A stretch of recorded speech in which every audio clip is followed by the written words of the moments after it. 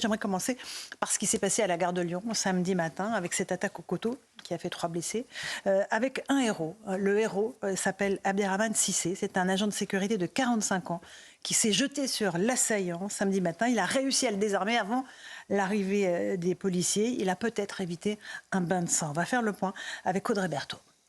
C'est le visage du héros de la gare de Lyon. Abderrahmane Cissé, agent de sécurité de 45 ans, est l'homme qui a désarmé et neutralisé l'assaillant samedi matin. Dans Le Parisien, ce vigile de 110 kilos raconte comment il a vécu cette scène. Je fais ma ronde dans le hall 3, c'est très calme. Tout à coup, j'entends des cris. Je me mets tout de suite à courir dans cette direction.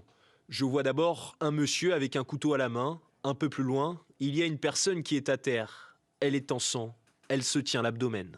L'agresseur essaye de le planter lui aussi. Je ne réfléchis pas du tout. Ma priorité, c'est d'y aller et de le désarmer. C'est la seule chose à laquelle je pense. Abderrahmane Cissé est depuis en arrêt maladie et devrait bénéficier d'un soutien psychologique. Il devait s'exprimer cet après-midi, mais encore sous le choc, la conférence de presse a été annulée. Effectivement, il est stressé, on peut le comprendre, Louis de Ragnel. Il a littéralement évité peut-être un massacre. C'est un héros, il faut le dire. Un acte héroïque face à une situation qui aurait pu être un peu différente. Et je pense qu'il faut maintenant s'intéresser à ce qui s'est passé. On a affaire à une personne qui était en situation régulière. Vous parlez de l'assaillant. L'assaillant qui avait un titre de séjour délivré par l'Italie. Et donc je pense que, en fait, comme souvent dans ces cas-là, on vous explique que la personne avait des problèmes psychiatriques et était en situation régulière. Ça doit amener quand même à se poser un certain nombre de questions. On va revenir sur et peut-être à faire évoluer. Je sais qu'on en parle beaucoup, mais la loi. On va y revenir, mais j'aimerais juste souligner l'acte héroïque. Éric Revel, peut-être que c'est important. On souligne souvent ce qui se passe de terrible dans ce pays. Quand quelqu'un a une figure de héros comme ce soir, il faut lui rendre hommage. Voilà, bien sûr, oui, il faut rendre hommage. Il faut comprendre que finalement, il ait choisi le silence, parce que je pense qu'il y a une sorte de décompression. Parce qu'il a dû imaginer aussi que lui pouvait prendre un tel coup de couteau, même s'il est vigile, même s'il a sans doute appris à se défendre, à protéger les gens. Oui, il faut saluer ce type de courage. Et d'ailleurs, je pense que la République s'honorerait peut-être plus tard... de le récompenser. De le récompenser, peut-être de l'honorer. Je pense que ça peut avoir du sens. Maintenant, j'espère que son silence n'est pas dû non plus à des pressions. On ne sait pas, puisque... dans ce cas de figure-là, tout est envisageable, mais c'est vrai que quand on voit le marteau et le couteau, on se dit évidemment le carnage pouvait encore être pire que ce que ça n'a été. Patrice Duhamel, un mot sur cet homme de 45 ans, vigile de sécurité, qui a littéralement risqué sa vie. Sur ce héros qu'on pourrait qualifier d'ordinaire, mais qui est extraordinaire, rien de plus que ce qui vient d'être dit, on ne peut que s'incliner devant ce courage. Moi, ce qui me frappe dans cette affaire, je ne sais pas si on en parle tout de suite, c'est comment, avec des cas psychiatriques, avec ou sans guillemets, je n'en sais rien, je ne suis pas médecin et je suis encore moins psychiatre, comment on fait pour protéger la société, qui décide de quoi à quel moment, c'est quand même des questions, c'est pas la première fois, je parle aux spécialistes, c'est pas la première fois que ça se présente. Et il faut quand même trouver une solution. Il n'y a sûrement pas une solution miracle, mais essayer de trouver une solution quand même pour que ce soit le plus professionnel et le plus sérieux et le plus solide possible. Joseph Massescaron. Je ne peux pas ne pas penser aussi à Henri Dansen, héros Secado à Annecy. Oui. C'est-à-dire que voilà des personnes qui ne se posent pas de questions. C'est d'ailleurs pour ça aussi qu'il est en état de choc. C'est-à-dire qu'il dépasse ce qu'il est, et c'est là où vraiment on est dans l'héroïsme. C'est-à-dire face à un événement qui est un événement tragique, où la personne risque sa vie, elle ne réfléchit pas, sa première, tout de suite, son premier geste va être justement de s'opposer. Et c'est là véritablement où la figure du héros prend tout son sens, qu'il s'agisse d'Henri Dansen ou de Cissé. Absolument. Voilà, c'était important, je voulais qu'on parle de cet homme-là. Parlons de l'assaillant maintenant, vous avez abordé son profil psychologique, Louis de Ragnel.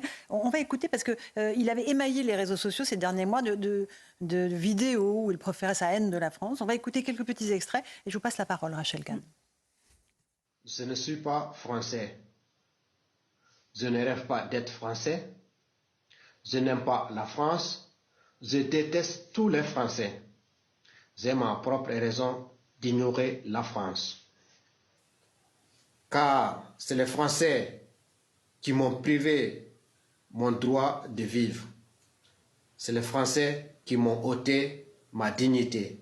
C'est les Français qui ont volé mes biens. C'est les Français qui ont pillé de A à Z tout mon pays, tout mon continent. C'est les Français qui ont pris en otage mes grands-parents pour l'esclavage. C'est important qu'on entende aussi ce qu'il disait Rachel Kahn au cours des derniers mois sur les réseaux sociaux. Alors, on rappelle qu'il est de nationalité malienne, qu'il avait un titre de séjour italien et qu'il était donc de façon régulière sur le sol français. Il y a dans le discours que vous entendez un discours que vous connaissez bien ? Oui, la haine de l'Occident, donc une forme de conjugaison. Certains l'appelleront le wokisme, l'indigénisme, le décolonialisme. En fait, cette haine par les mots, et donc les mots qu'il emploie, ce sont les mots du séparatisme en réalité. Et malheureusement, les réseaux sociaux, et notamment TikTok, avec son nombre de followers qui est assez conséquent, ces réseaux sociaux sont devenus les territoires perdus de la République numérique. Et c'est ça qui est inquiétant, c'est que nos plus jeunes sont sur ces réseaux, nos plus jeunes... Beaucoup sont très fragiles dans cette période-là, dans ce contexte-là. Il y a beaucoup d'études, notamment sur la psychologie de nos jeunes, ils ne vont pas très bien.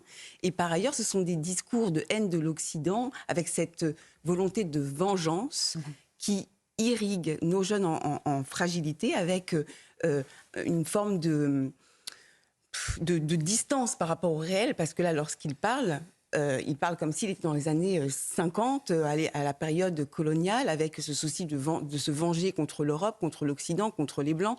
Je rappelle juste un petit truc historique qu'il y a eu l'islamisation de l'Afrique, qu'il y a eu la traite arabo-musulmane en Afrique, qu'il y a eu l'évangélisation, et que ce n'est pas simplement par rapport à l'Europe, c'est aussi par rapport à la religion musulmane et la traite négrière qui ne concerne pas que l'Europe non plus.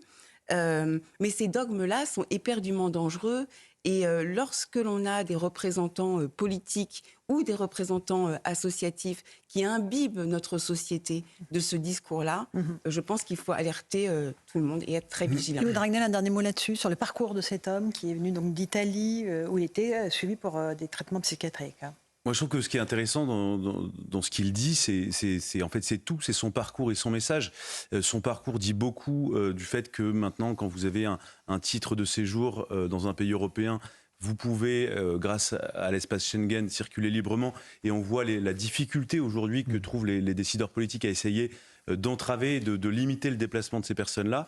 Et puis, moi, je trouve très intéressant le discours qu'il tient sur l'action de la France en Afrique de l'Ouest. C'est un discours qu'on entend beaucoup aujourd'hui dans la région du Sahel, selon lequel la France aurait pillé les pays, et c'est ce qu'il dit, hein, d'ailleurs, la France m'a pillé, m'a même ôté mon droit de vivre. Alors, c'est doublement intéressant, parce qu'il dit ça, et en même temps, il se trouve en France, il parle français. Et puis quand on dézoome un tout petit peu, on voit bien l'action de la France au Mali. La France est venue pour l'opération Serval puis Barkhane à la demande des autorités maliennes. Il y a eu 49 soldats français qui ont perdu la vie pendant l'opération Barkhane. Et si on se penche un tout petit peu de plus près, sans rentrer trop dans les détails sur l'opération Barkhane, ça a été une action pour aider à former l'État malien, former l'armée malienne, essayer de développer un peu l'économie malienne. C'était une mission aussi de paix, de lutte contre le terrorisme.